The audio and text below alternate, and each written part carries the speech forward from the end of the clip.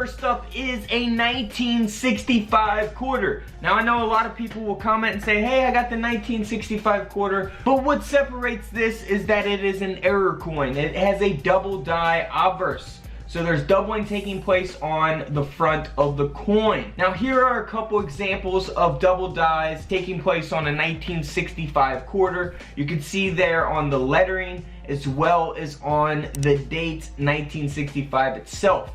Now this quarter here sold for over $485. So if you guys come across 1965 quarters, you know what to do. Get a cheap little coin USB microscope and you guys will be able to search for these types of errors. Next up is the same error. So it's a double die obverse taking place on the 1970 Denver minted quarter. So here's an example of the double die taking place on the date of the 1970 quarter.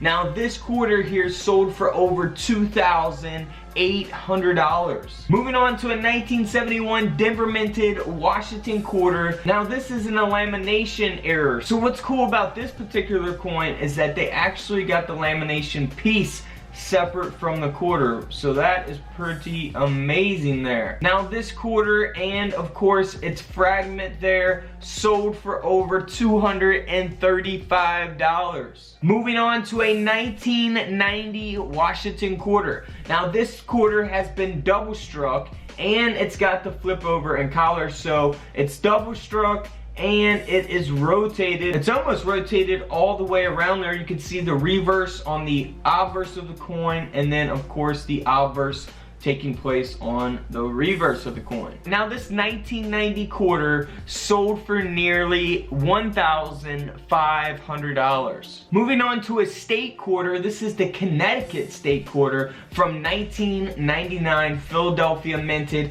It's been double struck with the second strike being 30% off center. Now you can obviously see that in the image displayed. Like I always say, if you see anything that looks interesting that may be off center, of course you want to hold on to it because it will be much more valuable than its face value. Now this state quarter here sold for over $975. Next up is another state quarter. This is a 1990 Denver minted Georgia state quarter that has a rotated reverse. So if we move back from this image, the reverse to the obverse of the coin, you can see that the obverse of the coin is not directly aligned with it. So it is rotated. Now here's how we explain it. So you got a quarter, you got Washington straight up. When you flip it over, the design should be straight up as well. So bam, bam. Now if it's like this, it's straight, and then you flip it over and the design is rotated off in different directions, then you know the coin has a rotated reverse. Now this 1999 quarter sold for over $200. Hey guys, don't forget, if you guys are new, feel free to consider subscribing. We upload videos every single day on this channel, so be sure to go check out all my other coin and collectible videos. So until tomorrow, I will see you all in the comment section below. This is Couch Collectibles, and this is where I